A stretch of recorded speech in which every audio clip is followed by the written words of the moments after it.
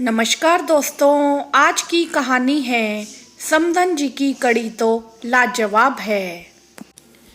Mummy जी, आज खाने में क्या बनेगा? कड़ी बना ले बहू, और साथ में सूखे आलू। सारा झगड़ा यहीं से तो शुरू होता था। सुभद्रा जी पहले मेन्यू बनाती, क्या बनना है फिर कैसे बनाना है, उसमें भी जी न मानता तो निरीक्षण करने आ जाती। जैसे बताया वैसे ही बना रही है ना, बस यहीं से समस्याएं शुरू हो जाती। बहू, चीज़ों को ढक कर रखा करो, किचन इतना कैसे बिगड़ जाता है? पानी के हाथ से मसाले के डब्बे क्यों छू देती हो? साक्षी पहले तो नर्वस होती थी, पर अब मूड खराब हो जाता। आखिर उसकी भी उम्र हो गई है, ऐसे रोक टोक से अपने घर वाली फीलिंग नहीं आती। लगता काम करने के लिए बाहर से बुलाई गई हो।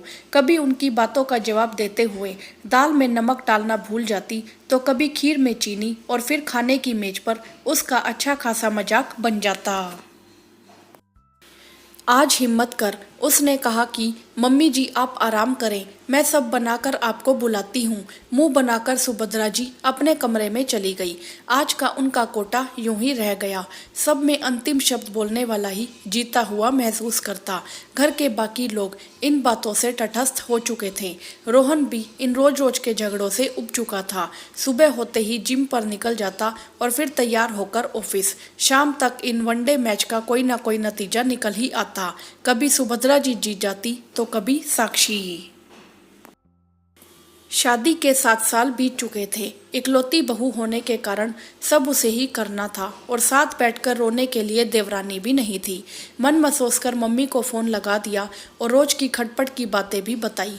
पर यह क्या, मम्मी ने उसकी बातों पर कोई ध्यान ना देते हुए कड़ी की रेसिपी शेयर की और कहा, स्वादिष्ट कड़ी के लिए नमक मिर्च मसालों के साथ कुछ खट्टा मीठा, और अंत में स्वास्थ्यप्रद हींग का तड़का जरूरी होता है। बस बेटा, जिंदगी भी वैसी ही है।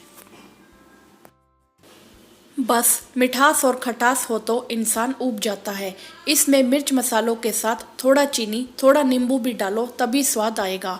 और हाँ, जिंदगी भी एक प्रोजेक्ट है बेटे, सफलतापूर्वक कंप्लीट कर दो, रिलैक्सेशन तभी मिलेगी। मम्मी की बातों से अच्छा सा आइडिया आ गया। उसने 2 तरह की कड़ी तैयार की, एक सासू माँ के बताए अनुसार और दूसरा मम्मी वाली रेसिपी। टेबल लगाकर सबको खाने के लिए बुला लाई। आज तक इतनी स्वादिष्ट कड़ी ना खाई बहू, शाबाश, दिल खुश कर दिया तूने।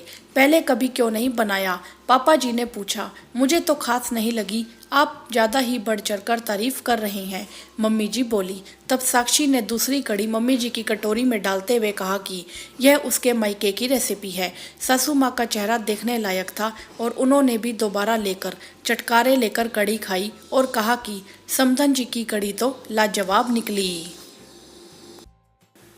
तब ससुर जी ने मोर्चा संभाला।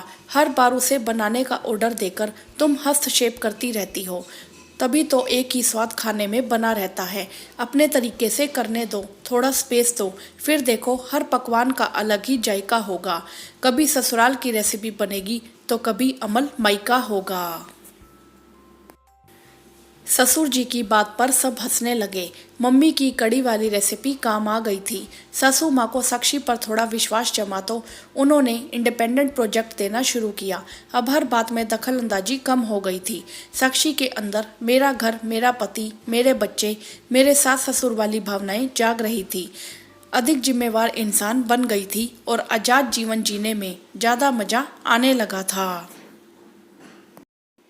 वीडियो को लाइक करें, शेयर करें और चैनल को सब्सक्राइब भी करें। धन्यवाद।